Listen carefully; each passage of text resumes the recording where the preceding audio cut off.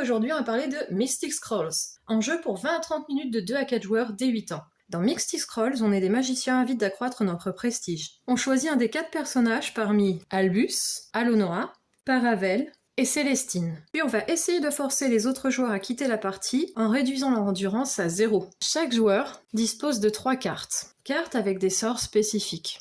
Donc les parchemins, par exemple ici pour la malédiction vaudou, on aura besoin de 2 dés feu, donc ici, un dé esprit, ici, un dé eau, ici, et un dé terre. On peut aussi avoir le dé air et la phase de dé tonnerre. Sur chaque tour, on va lancer nos dés, tous en même temps. Là ici j'ai un feu, un éclair.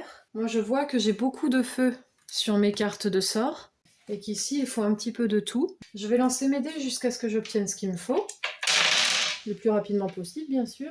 Je me dis je vais essayer de le mettre là pour valider celui-là. Là j'en ai un, j'en ai un.